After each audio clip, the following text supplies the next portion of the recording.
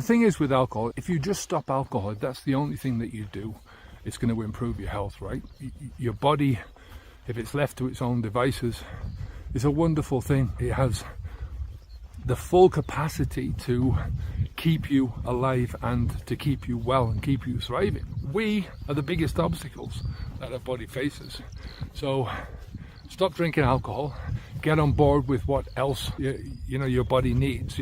Feed your body well, give your body good exercise, sleep, that kind of stuff, and watch as the magic naturally happens. Where the alcohol flows, the damage goes. The opposite is also true. Once you turn off the alcohol tap, you stop the alcohol flow, you stop that damage. Hippocrates had a few famous sayings, but one of the less famous was, the greatest medicine of all is teaching people how not to need it. Now, I think that's the same here. People treat alcohol as medication. I know that I used to. Nobody likes it when you point out that truth, but when you need alcohol to relax, that's medication. When you need alcohol to socialize, that's medication. When you need alcohol to unwind, that's medication. When you need alcohol to escape, again, medication. Zig Ziglar said, the first step to getting what you want is to have the courage to get rid of what you don't. If you want to have an amazing life, your first step is to decide that you're done with all of the things that are hurting you. Starting off with alcohol. I'm done with alcohol. I'm not going to put that into my body anymore, and commit to that. I've gone through my life a lot of times and have had a half-arsed commitment, and it's in that part that you're not committed that you're going to give yourself the most excuses. So step one, make a decision about where you want to be, what your desired outcome is. Step two, stop the flow of alcohol. Step three, make the focus of your life moving forwards, that vision of your future becoming a reality. If you're finding this helpful, hit the like button, subscribe if you haven't, so you don't miss any future videos. Now, once the alcohol tap turns off, once it stays off, that repairing process is gonna begin, right?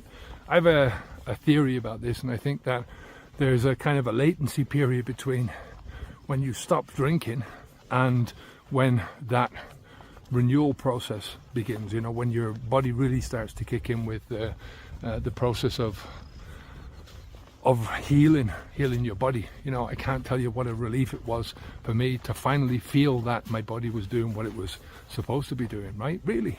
There's a conflict that goes on in the mind of every drinker, and it's a conflict that we do our level best to stomp out of existence. And for me, that's the human version of the ostrich sticking its head underneath the sand, and it's thinking, if I can't see them, they can't see me, right? Drinkers do exactly the same thing, only we're doing it with a chemical instead of sticking our head underneath the sand. And it's really a chemical castration of the brain, right? I mean, all you have to do is look at any drunk, right? Look at somebody who's completely drunk and you'll see how disconnected they are from reality, right? Part of that conflict for me is that I knew full well that the alcohol was a toxin. You try and hide from it as much as you can, but you still drink the stuff. I knew full well it was a toxin. That was one of the biggest feelings of relief that I had. I remember walking into the mountains around where we were living at the time when I stopped drinking, a couple of months after I'd stopped, in Alicante, and just having this feeling of elation.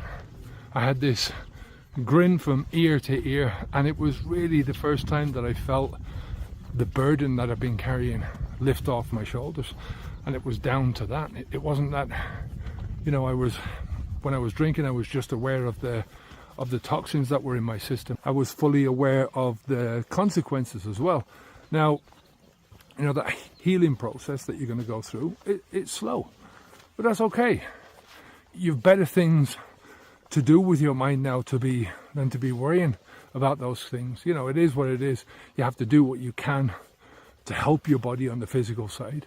Like I said earlier, do what you can with nutrition, with exercise, with sleep, all of that kind of stuff. Try and feed your body the building blocks that it needs, but then you have to let your body do its work and focus your mind on where you want to go, focusing on creating that contented life, right? The life where you're doing the things that you want to do, the life where you're being the person that you want to be. And any thoughts about ever going back to this old life, they're just going to fade from your mind, right? It's like I said, it doesn't happen overnight, but this, once you're on the right path, choose the right path from the beginning, and you'll find that it soon disappears from your mind. Now this one is huge, and I think it's completely underrated, the massive impact that this can have on your life. I think about my life in terms of time and energy feeding into growth, which equals health and wealth. And that growth, it can go both ways, right? You can have growth in prosperity, you can have growth in your health, you can have growth in your fitness. You can also, on the other side of it, you can have growth in your anxiety, growth in your debt, growth in your waist size. And for me, alcohol robs you of time and energy, which feeds into that negative growth, which diminishes your health and your wealth. And one of the things that does exactly the same thing is inadequate sleep. Does the same thing. You have all the negatives from alcohol, and one of the negatives is that you don't sleep well, right? When you have alcohol in your system, your body just is spending so much time processing this crap that you're not sleeping. So that is going to add to your problems, add to your troubles, right? Think about how one single night's sleep, one single good night's sleep can transform your next day. I mean, you feel good, you have more energy, you have more positivity about yourself, you get more done. I'm a much calmer, much nicer person when I've had a good night's sleep, right? Now think about how getting a good night's sleep every night, how is that going to transform your life? Think about it. Every day you get up, you're raring to go. Every day you have energy to burn. Every day you feel bright and happy and contented. Every day you get up and you've just got that bit more potential to tap into, right? It's such a pleasure to get up in the morning without a hangover. But in truth, when you have a couple of months underneath your belt with this kind of stuff, once you haven't had the alcohol going into your system for a while, you've stopped the flow, you can forget about all the hangovers. You don't think about them anymore. It just doesn't enter into the equation anymore. So, after 30 days with no alcohol, I was really getting the best sleeps that I'd had in a long time. I was sleeping well, I was getting up in the morning feeling refreshed. And now it's just a normal part of my day to feel rested every morning. It's a normal part of my day to feel energized, to feel fit for purpose. Sleep is the best medicine. The more regular you can have your sleep habits, the better you're going to feel during the day, right? That's just a fact. The Dalai Lama had a great quote, and he said, "Sleep is the best meditation." And I couldn't agree more. There's an Irish proverb that says, "A good laugh and a long sleep are the best cures in the doctor's book." If you're looking to stop drinking alcohol and use it as one of the biggest windows of opportunity to grow your health, your relationships and your wealth, go to habitsfeed2.com. When I was a drinker, it seemed like I just never had any energy to do the things that I wanted to do, right? The more I drank, the less energy I had. When I'm talking about the things that I wanted to do, my whole existence was really more constricted towards drinking alcohol. The more I drank, the less energy I had, the more I was drawn to drinking alcohol, because it really doesn't take much energy, right, to drink alcohol, to lift the glass from the counter up to my mouth, and then to rinse and repeat that process over and over again. Yeah, there's the hangover to think about. The hangovers, for me, they were coming more frequent, but when you're drinking, that comes tomorrow. You don't think about that today. And when tomorrow came, the hangover it's temporary. It's a part of the process that you're in. The amount of times that I said to myself, I'm never going to drink again. That's it. I'm over and done with this. Then a hangover starts to wane and you're back onto it again. You're always looking forward to that temporary fix that you're going to go back into either that evening or the next day or at the weekend or whatever it is. And, I just spent a lot of time in that recovery mode. Sometimes it felt like I was in recovery mode all the time. It's one of the reasons I've never called myself, or I've never said that I'm in recovery when I stopped drinking alcohol, when I got rid of this poison. That was part of my old life. It's the same with sober or alcoholic. I refuse to do that because you're attaching yourself to that old way of thinking. Now, going back to the energy, when my body's using the energy to heal itself. My body's using the energy to get rid of the toxin, to recover.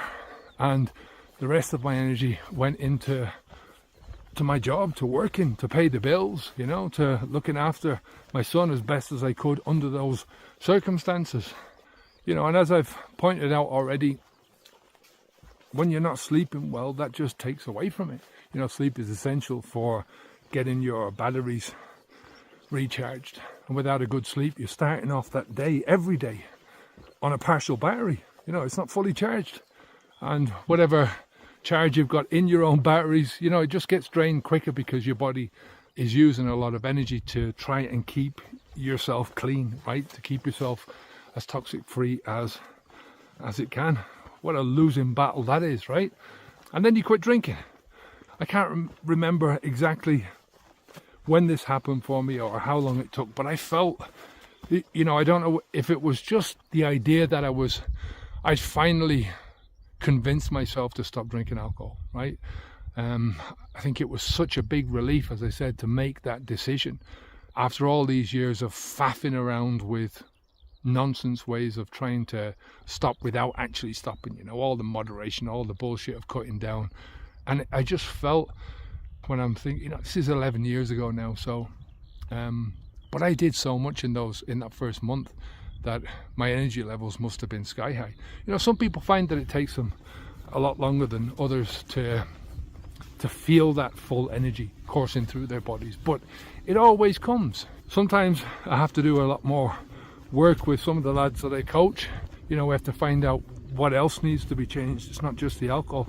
Think about the alcohol as one of the habits that you have, and then because you're drinking alcohol, you've got all these other habits, these other bad habits, this other negative shit in your life that you've got to also deal with. When I was drinking, I was eating crap, I was not exercising, so you can't just expect that you stop drinking alcohol and that's the one thing that's going to give you an energy boost. I mean, it did for me, but I think I got that really from my motivation to stop drinking alcohol. But like I said, we dig around a little bit and it always comes.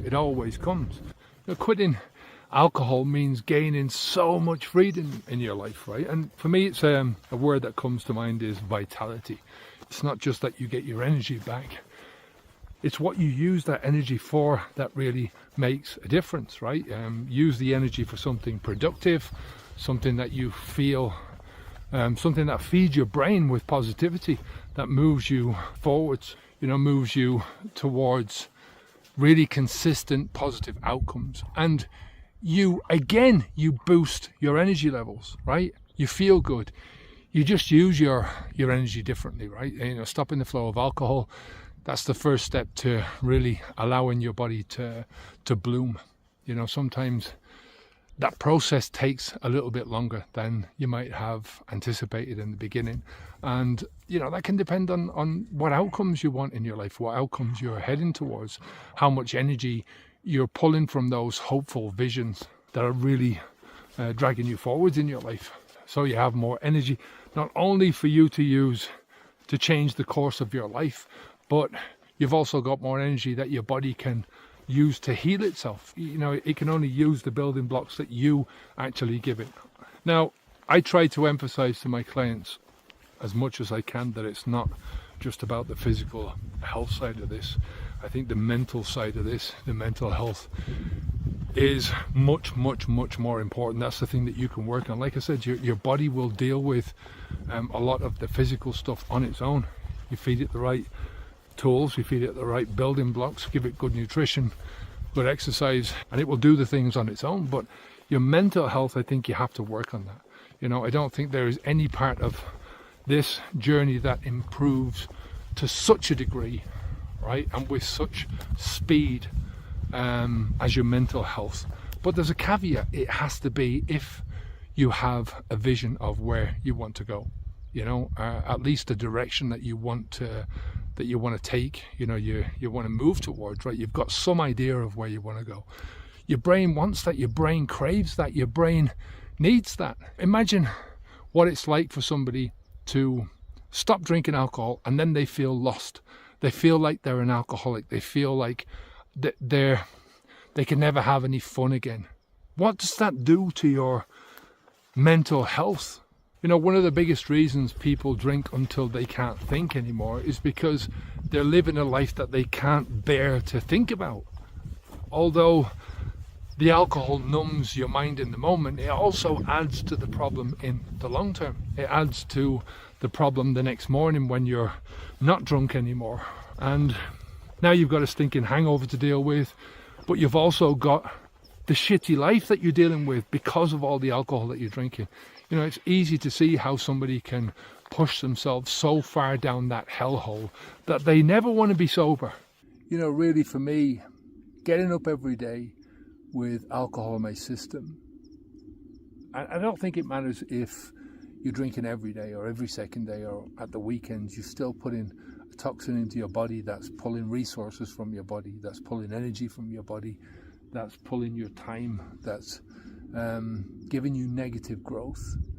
You know, these are things that your body can't handle, and that was killing me.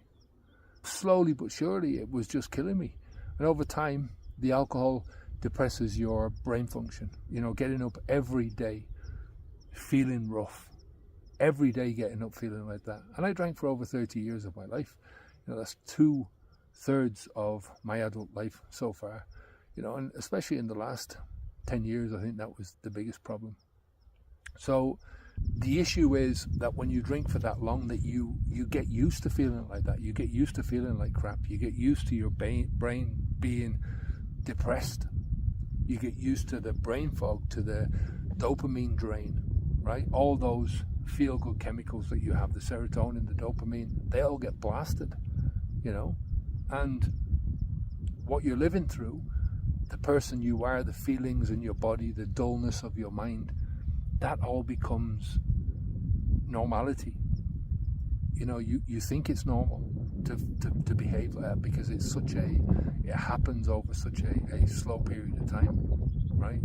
You know, you think the tiredness is normal. You think having no energy is normal. You think, you know, getting up in the morning and not feeling like you've had a good rest, that's normal. And then you make that one single decision. You pack up your beer bottles, you throw them into a bag and you ship them out to the garbage where they belong. And it might take a few days. For some people, it might take a few weeks. You know, if you're on that right path, if you're if you're determined to head towards a better life and a better person, and you have a goal in mind, you have a vision in mind, you're going to realize what a normally functioning body feels like, what a normally functioning brain feels like. It's almost as if you see yourself afresh for the first time in your life, right? You know, seeing what you're capable of for the first time in your life, seeing your potential spreading out in front of you, full of the choices that are available to you, full of hope, full of opportunity. And then you get to that new normal. I know some people who stop drinking alcohol, right? Who have stopped drinking alcohol in the past, and they don't like their new normal. And that's because they've changed nothing else. Like I've said, if you approach this as something that you need to hide from, as something that you need to fear, as something that you need to be ashamed of, as something that you're forever going to be missing out on, that there's something wrong with you, right? Instead of focusing forward to the things that you can do in your life now, people focus backwards on the one thing that they can't do in their life, the one thing that has been causing all this problem in the first place. So you're swapping one prison cell for another. That's all you're doing. So the best thing you can do for your mental health is to stop poisoning yourself, and don't replace it with another poison, particularly another mind poison. Like I said, that considering yourself an alcoholic, considering that you have a disease, thinking about yourself as having a bad gene, thinking about yourself as woe is you, you're a victim now, that's a mind poison that you don't need in your life. When you make the decision to stop drinking alcohol, don't be ashamed of it, right? Stopping this poison, you're stepping away from that old life and you're starting this new life, and your life will just improve just because of that one thing, right? Now imagine what you can do if you put that clear mind, all that time and energy that you have on your hands now, if you put these things into thinking about positive growth towards what you really want in your life, how much that is going to improve your life, your health, and your wealth. All right, let's, for the crack, I'll give you another 12 ways that alcohol transforms your health. And the last 4 that I'm going to talk about are what I mean by increasing your health. It's not about having more money. It's good to have more money, lads. I love having more money in my life, but wealth is a lot deeper than that. So, number 1, your liver works better, your heart works better, your brain works better. Weight loss, right? You'll get some weight loss. Everything else being equal, if you take the alcohol out of the situation, you're going to get weight loss. Another thing that I found, it's not something that is right straight up in front of your head, but your immune system is definitely going to work better. Your digestive system is definitely going to work better. You will find that you've got healthier, glowing skin. Your hair, if you've got any, will be glowing, and will be in a much more healthier state.